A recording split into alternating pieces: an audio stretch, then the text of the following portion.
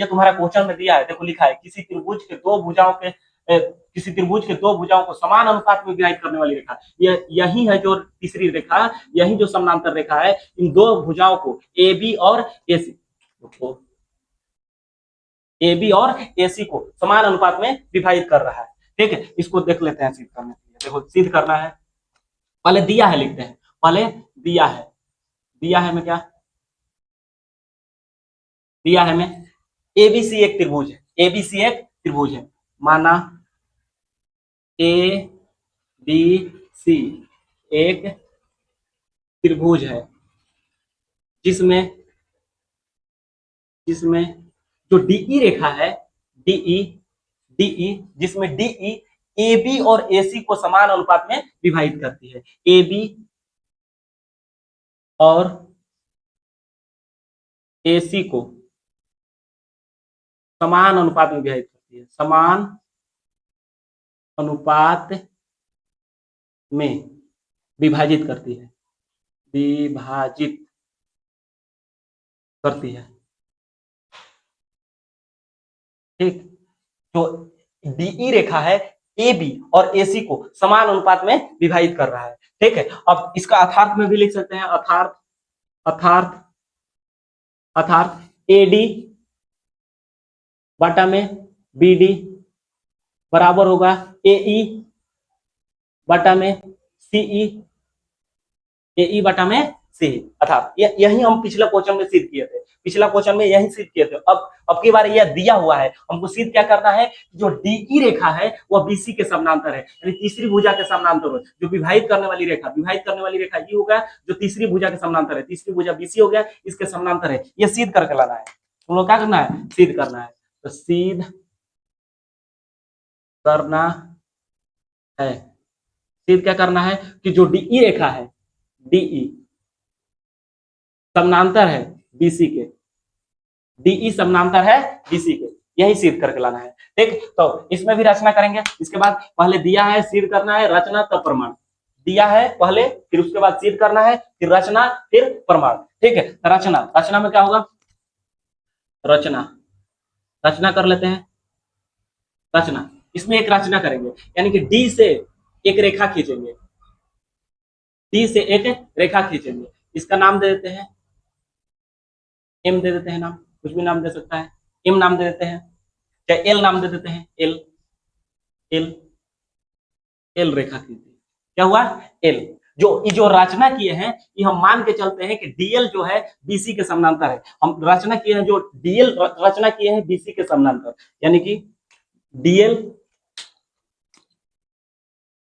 समानांतर बीसी खींचा, यह रचना की है, डीएल समानांतर बीसी खींचा। डीएल जो खींचे हैं वो बीसी के समानांतर है। ठीक, अब प्रमाण में आगे, प्रमाण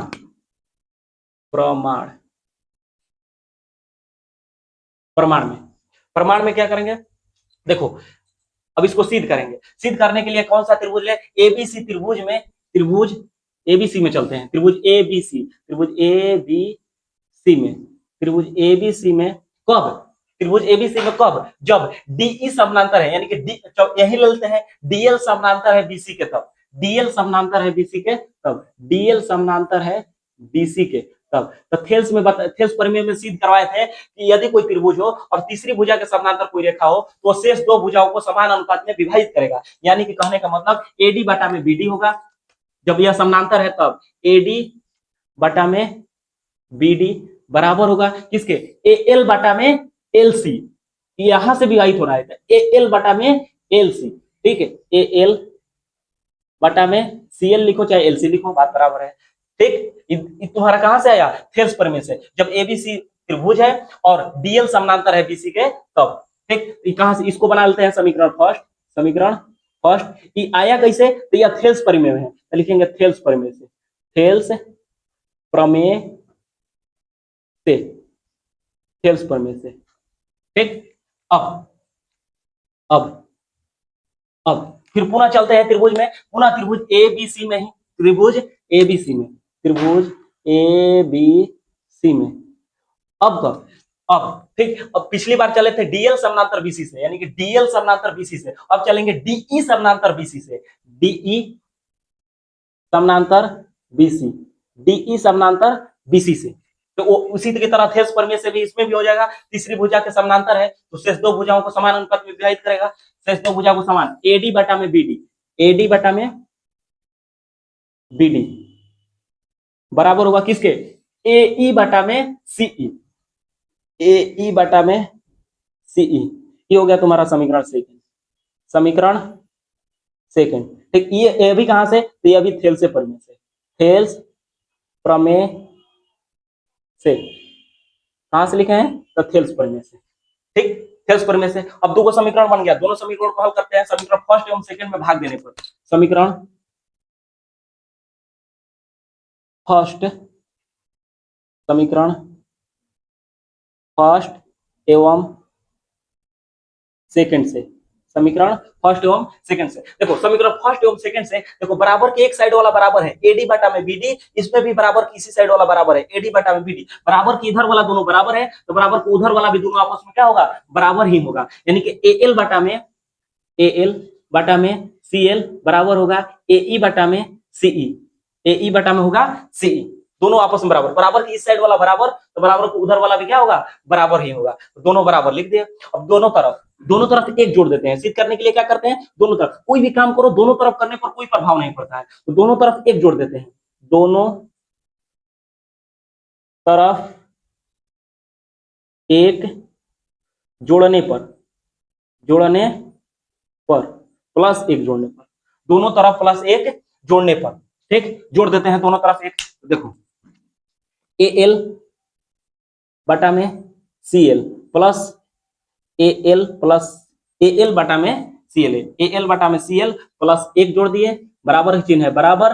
अब इसी तरफ एई बटा में सीई, इधर भी प्लस एक जोड़ देते हैं, प्लस एक, दोनों तरफ जोड़ दिए, कोई दिक्कत। अब इसको बटा बटा जोड़ बना लेते हैं, यानी कि इसको हल कर देते हैं। हल करने के लिए क्या करें, आगे कुछ होगा। अब देखो एलसीएम निकालो, सीएल एलसीएम हो गया तुम्हारा, सीएल क्या हुआ, एलसीएम, सीएल से सीएल गया, बचा कुछ एक बार में, सीएल से सीएल कितना बार में, एक बार में, एक से गुना करेंगे एएल में, तो एएल प्लस यहाँ एक है, एक से सीएल कितना बार में जाएगा, सीएल बार में, सीएल से एक में गुना करेंगे सीएल ही होगा, बराबर सीएल बराबर एई, इसको भी लघुत्तम निकाल लो तुम, सीई तुम्हारा लघुत्तम हो गया, एलसीएम, एलसीएम कौन सी हुआ, सीई, तो सीई से सीई कितना बार में जाएगा, एक बार में, एक से गुना करो एई में, तो एई होगा, एई प्लस एक से सी कई बार में जाएगा, सी बार में, और सी से गुना करो एक में, तो कुछ होगा सीई ही होगा।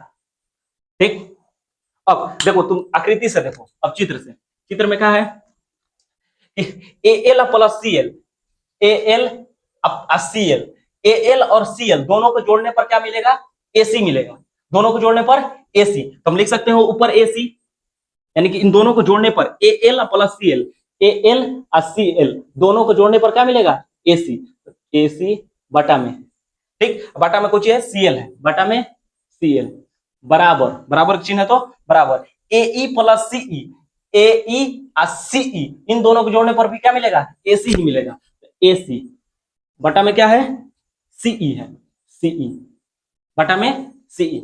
ठीक, अब देखो तुम देखो दोनों ऊपर वाला बराबर है, बराबर के दोनों तरफ वाला ऊपर साइड वाला क्या है, यानी कि ऊपर को बोलते हैं अंश, नीचे को बोलते हैं अंश, बराबर हो तो हर भी आपस में बराबर होता है, हर भी क्या हो जाएगा, बराबर, हर को भी बराबर कर देते हैं, यानी कि सीएल यहां से निकल गया, यानी इधर उधर कट जाएगा तो क्या जाएगा, सीएल बराबर सीई, सीएल बराबर सीई, ऊपर वाला बराबर है तो नीचे वाला भी आपस में क्या होगा, बराबर होगा। अब देखो तुम आकृति में देखो तो सीएल जो है, सीएल किधर है, सीएल, सीएल ही होगा, सीएल और सीई, सीई यानी कि सीएल और सीई दोनों बराबर है, ऊपर नीचे है, एक बड़ा है तो एक छोटा है, यानी कि बराबर नहीं है, लेकिन हमारा आया क्या चीज, बराबर, हमारा आ गया क्या चीज, बराबर, लेकिन यहाँ पर देखने पर बराबर नहीं है, तो क्या लिखेंगे इसको, क्योंकि CL not equal to CE, CL not equal to CE, ये हमारा बराबर अइबे नहीं किया, बराबर नहीं आया तो कैसे सिद्ध होगा, देखो अगर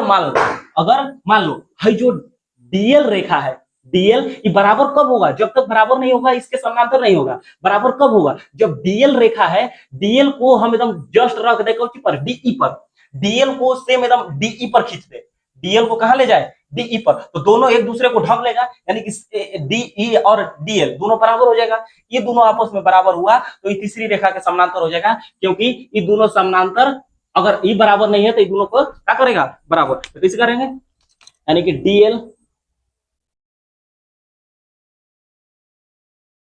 रेखा लिखेंगे यहां पर, अतः यह तभी संभव है, तभी संभव है जब डीएल रेखा, डीएल रेखा डीई को पूरी तरह से ढक ले, डीई को पूरी तरह से ढक ले, डीई को पूरी तरह से ढक ले, ठीक। डीएल जो रेखा है डीई को क्या कर ले, पूरी तरह से ढक ले, तो यह दोनों का होगा, आपस में बराबर हो जाएगा, दोनों बराबर। तो अब हम बोल सकते हैं कि दोनों बराबर हो गया, तो यानी कि डीई जो है बीसी के समानांतर हो गया, डीई जो है डीई समानांतर बीसी हो गया। यही तुम लोगों को सिद्ध करना था, यही क्या करना था, सिद्ध। ये हो गया सिद्ध, कोई दिक्कत। ये हो गया तुम्हारा थेल्स प्रमेय, ये तुम्हारा क्या हुआ, थेल्स प्रमेय।